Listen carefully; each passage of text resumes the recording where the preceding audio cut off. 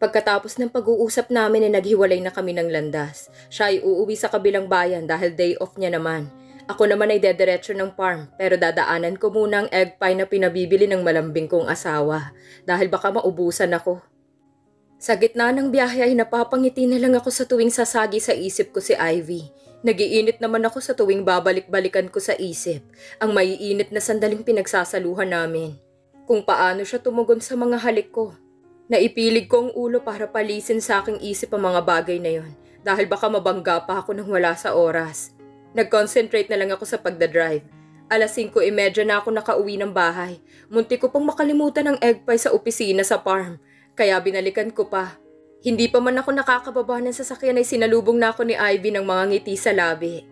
Hays, kaya ang sarap umuwi dahil ganitong maaabutan ko. Ang aga mo untag niya sa akin. Dinukwang ko naman siya at kinintala ng halik sa labi. Sabi ko naman sa'yo, hindi ako gagabihin, di ba? Oo nga, pero akala ko mamaya ka pa eh. Inabot ko sa kanya ang 2 box ng egg pie. Kinuha naman niya ito at sabay halik sa pisngi ko. Salamat. Pasok ka na sa loob. Ako nang magsasara ng gate. Presinta niya. Hindi ako na. Ikaw na lang ang pumasok sa loob. Sabi ko at pinuntahan na ang bukas na gate para isarado. Pagbalik ko'y nasa porch pa rin siya, tinihintay ako. Magkahawak kamay kaming pumasok sa loob. Binati ako ng 2 niyang kaibigan. May nanunukso silang ngiti at tingin kay Ivy. Napangisi na lang ako. Nakipagkwentuhan na rin ako sa kanila. Sa umpisa ay halatang naiilang pa sila pero kalaunan ay naging komportable na sila sa pakikipagbiruan. Natutuwa nga ako dahil kinikwento nilang tungkol kay Ivy noong mga bata pa sila. Kaso ang asawa ko mukhang hindi natutuwa. Panay ang saway niya sa 2 at kurot. Hanggang sa magpaalam na umuwi ang 2 ay hindi pa rin nila tinatantanan ng pang-aasar si Ivy. Pulang-pula na tuloy ang mukha niya. Tuwang-tuwa ka naman. Sita niya sa akin, sabay irap ng pabalik na kami sa bahay. Hinintay pa kasi namin na makasakay ng tricycle ang mga kaibigan niya. Nagpresenta na nga ako na ihatid pero tumanggi naman dahil malapit lang naman daw ang bahay nila. Sa kabilang barangay lang naman. Natawa naman ako sa paninita niya at inakbayan siya. Natutuwa lang ako sa mga kaibigan mo. Para kayong mga bata. Mga bata pa naman talaga kami. Nilagay kong isang daliri sa labi niya. Oops! Alam ko nang susunod mong sasabihin, wag mo nang ituloy. Madadamay na naman ang edad ko. Nginisihan niya ako, tinanggal ang braso kong nakaakbay sa balikat niya. Napakunot noon naman ako. Bata pa naman talaga kami. Ikaw thunders na. Sabi niya sabay karipas ng takbo papasok ng bahay. Namewang naman ako't napakagatlabi habang sinusundan siya ng tingin.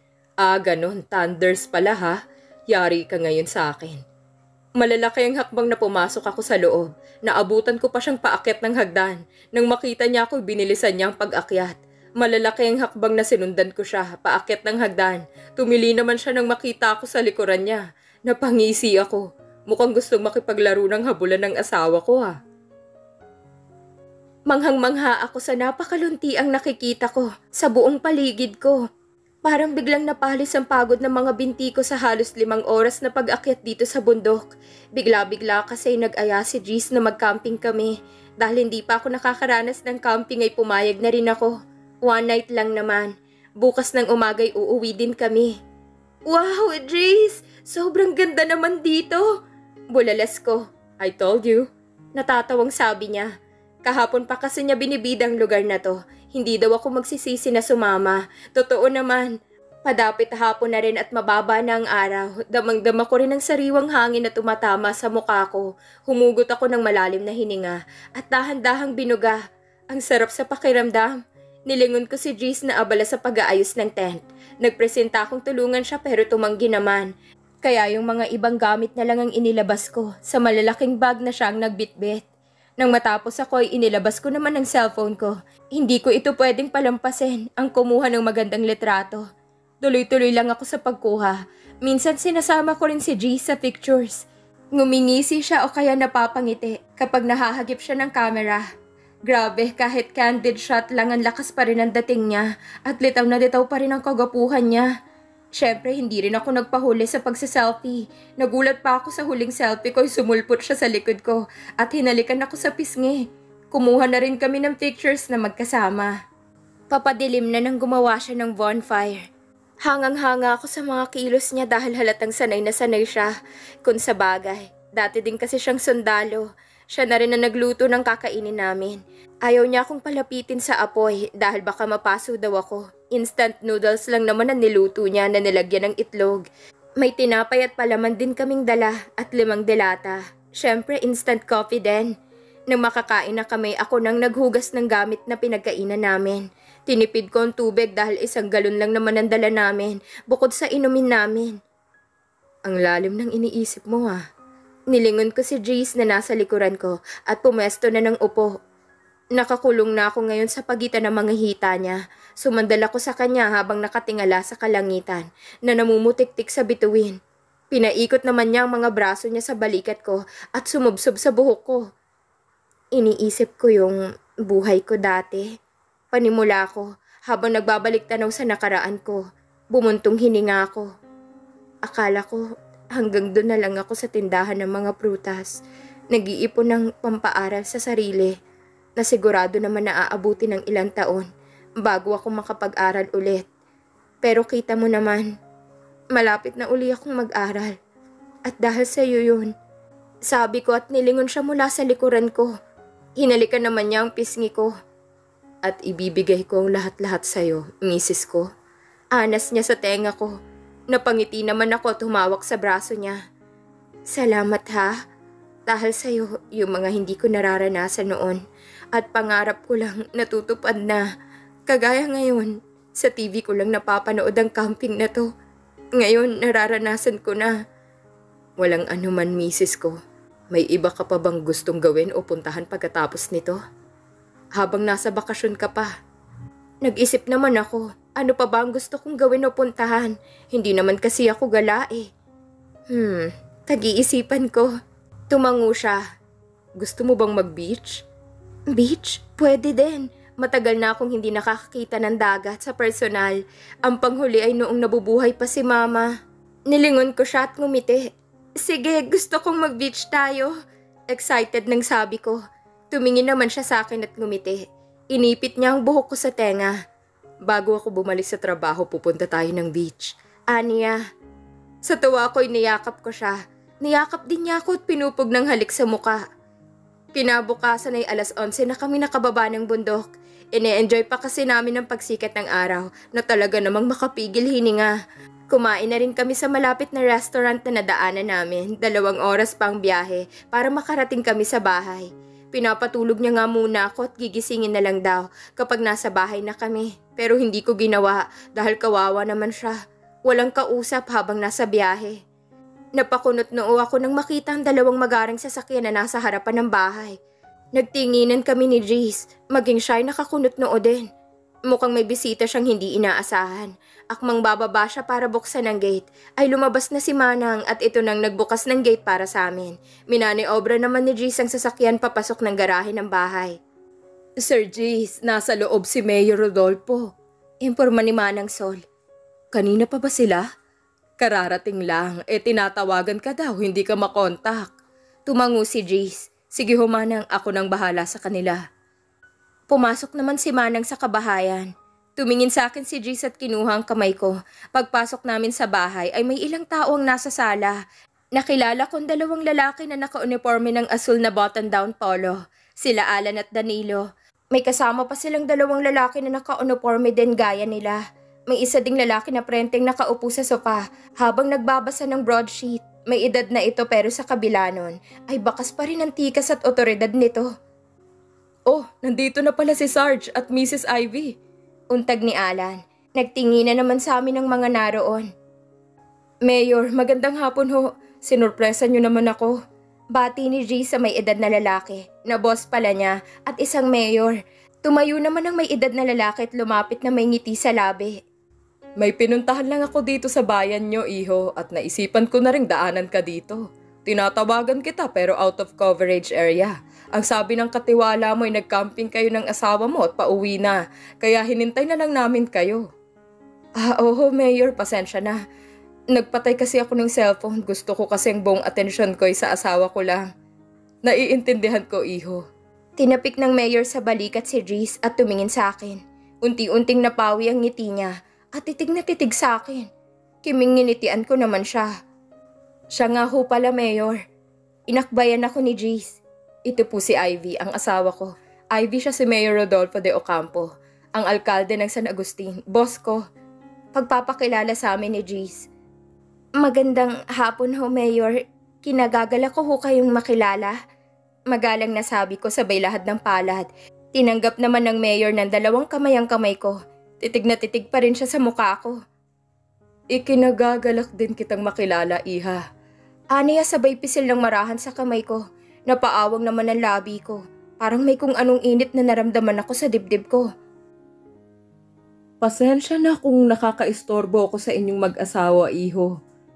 Hinging paumanhin ni Mayor Rodolfo pagkalapag niya ng tasa ng kapeng bagong timpla sa lamisita. Wala hong problema yon, Mayor. Sabi ko. Heto po, Mayor. Magmerienda po muna kayo. Alok ni Ivy na galing sa kusina at may dalang tray na may lamang putot kutsinta na may kinayod na nyog. Inilapag niya na ang tray sa lamisita. Salamat, Iha. Nakangiting sabi ni Mayor Rodolfo na titig na naman sa mukha ni Ivy. Kanina ko pa nga napapansin ang kakaibang titig niya kay Ivy. Hindi naman niya siguro crush ang asawa ko. Hinawakan ko ang kamay ni Ivy nang maupo siya sa tabi ko. Tumingin siya sa akin at ngumiti. Nakakatuwa kayong pagmasdan. Halatang in love kayo sa isa't isa. Nakangiting sabi ni Mayor Rodolfo. Nagkatingin na naman kami ni Ivy. Ngumiti ako sa kanya. Sabay pisil sa kamay niyang hawak ko. Siya naman ay namumulang pisngi. Salamat ho, Mayor. Sabi ko na lang. Mukhang nahiya si Ivy sa sinabi ni Mayor. Pero mukhang bata pa itong asawa mo, Jeez. Ilang taon ka na ba, Iha? Baling ni Mayor Rodolfo kay Ivy. 19 po, Mayor. 19? Habay, ang bata nga. Matinik ka talaga, Jeez. Komento ng Mayor, napakamot naman ako sa batok. Si Mayor talaga. Natawa naman siya. Naiintindihan naman kita, Iho, kung ako rin ang nasa posisyon mo. Hindi ko rin pakakawalan tong magandang asawa mo. Langya, mukhang crush pa nga ni Mayor si Ivy. Siya nga pala. Taga saan ka, Iha? Taga dito lang din po ako sa San Martin, Mayor. Sa kabilang barangay lang po ako dati nakatira. Mahinhing sagot ni Ivy.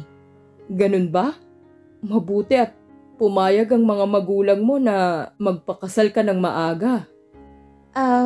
Wala na po akong magulang. Patay na po ang mama ko. Ang lola at tiyahin ko na lang po ang kasama ko. Kinulong ko sa 2 palad ko ang kamay ni Ivy. Alam kong medyo hindi siya komportable na pag-usapan ng pamilya niya. Ang tatay mo? Usisa pa ni Mayor.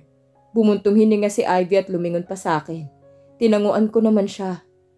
Hindi ko alam. Pinanganak na po akong hindi siya nakagisnan. Bahagya namang napaawang ang bibig ni Mayor Rodolfo. Hindi mo kilala ang tatay mo? Umiling si Ivy. Natigilan naman ng Mayor. Parang may gusto siyang sabihin. Tumikhim siya. Pwede bang malaman ang pangalan ng nanay mo, Iha? Irene po. Irene Crisostomo. Napakunot noo ako sa reaksyon ng mukha ni Mayor Rodolfo. Para siyang tinakasan ng dugo sa mukha. Irene. Irene Crisostomo ang pangalan ng nanay mo? Opo. Biglang parang hindi mapakali si Mayor Rodolfo sa kinauupuan. Bakas ang samot-saring emosyon sa mukha niya. Tumayo siya at tiningnan ng relo. I think I need to go, Iho. May pupuntahan pa ako. Paalam niya. Sige ho. Tumayo na rin ako bagamat naguguluhan sa kinikilos niya. Maging si Ivy din ay baka sa mukha ang pagtataka. Hinatid namin sila Mayor sa labas ng gate. Bago ito sumakay sa sasakyan, ay sandaling tinitigan muna nito si Ivy. Sumaludo naman sa akin sila Danilo at Alan, pati ang 2 tauhan. Jeez, ang sakit ng mga binti ko. Tila nagsusumbong na daing sa akin ni Ivy. Kalalabas ko lang ng banyo dahil nag-shower ako. Sayang nga lang nauna siya. Umupo ako sa gilid ng kama at kinuhan 2 binti niya at pinatong sa hita ko. Malamang ay ngayon niya naramdaman ang pananakit ng mga binti niya dahil sa ilang oras na pag-akyat at baba namin sa bundok. Minasahe ko ang mga binti niya. Dito ba? Nakangiwing tumango siya.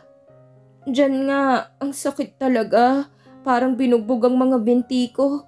Tumawa naman ako. Hindi ka kasi sanay umakyat ng bundok. Ngumuso siya. At hindi na talaga ako aakyat ng bundok. Aw! Ayaw mo nang mag-camping sa bundok? Sayang, gusto ko pa naman sanang maulit ang camping namin. Kasi naman, kung ganito din lang parang pinalo ako ng tabla sa binti. Wag na lang, reklamo niya. Dapat nga ulit-ulitin natin para masanay ang mga binti mong umakyat ng bundok. Nakangising sabi ko habang patuloy na minamasahe ang mga binti niya. Ngumuso na lang siya at hindi na sumagot habang nangingiwi. Mukhang masakit nga talaga ang mga binti niya, sayang. Hindi ako makakascore. Kaya nagkasya na lang ako sa pagyakap at paghalik sa kanya. Mayor Rodolfo's POV. Halos maubos ko ang laman ng whiskey sa kakasalin sa baso ko. Palakad-lakad ako't hindi mapakali sa kakaisip. Ang isip ko'y naiwan sa Santa Martina, sa bahay ng isa sa personal bodyguard ko. Hindi maalis sa isip ko ang mukha ng asawa ni Jeez. At mas lalong gumugulong isip at puso ko sa kaalamang anak siya ni Irene Crisostomo, ang nag-iisang babaeng minahal ko. Binuksan ko ang drawer at nilabas ang lumang kwaderno. Diary ito noon ni Irene. Inilabas kong luma niyang litrato na nakaipit sa kwaderno. Pumuntong hininga ako at umupo sa leather chair. Sumandal ako habang tinititigan ang lumang litrato ni Irene. Hinaplos ko ito ng daliri ko. Kung hindi dahil sa paninipula ni Papa noon, sana'y pinakasalan kita. Sana ay nakapiling pa kita sa huli mong hininga. Patawarin mo ko, mahal ko. Pinahid ko ang luhang lumanda sa pisngi ko at sinariwa ang alaala namin dalawa. Sa Manila ko siya nakilala noon sa isang bangko bilang teller. Nahulog agad ako sa kanya noong una ko palang siyang makita. Niligawan ko agad siya. Hindi naman niya ako pinahirapan. Dahil mabilis din niya akong sinagot. Handa ko na siyang iharap sa mga magulang ko para pakasalan. Ngunit tutulang papa ko sa relasyon naming dalawa. Dahil itinakda niya ako sa isang herederang babae na taga dito sa probinsya. Nagplano na kami noong magtanan. Pero sa kasamaang palad ay may ibang plano pala si Papa na nagresulta ng pagkamuhi sa akin ni Irene. Simula noon hindi ko na siya nakita. Umalis na siya sa pinagtatrabahuhan niya. Hinanap ko siya sa kung saan-saan pero bigo akong makita siya. Makalipas ang ilang taon, nabalitaan ko na lang sa isa sa mga naging kaibigan niya na patay na siya. Labis ang pagdurusa ko. Hindi ako sunerteng magkaanak at maaga ding namatay ang asawa ko. Ginugol ko na lang ang panahon ko sa pagsisilbi sa taong bayan at hinanda na rin ang sarili na mamamatay akong mag-isa. Sumagi sa isip kong mukha ng asawa ni Jace na kamukha ni Irene. Muli kong tinitigan at hinaplos ang lumang litrato ni Irene. Siya na ba ang anak natin, Irene? Unang kita ko pa lang sa kanya kanina. Iba na ang nararamdaman ko. Lukso ba yun ng dugo? Gusto kong malaman. Umahon ako sa pagkakasandal at kinuha ang cellphone kong nakapatong sa office table ko. Hello, Lopez. May ipapagawa ako sa'yo.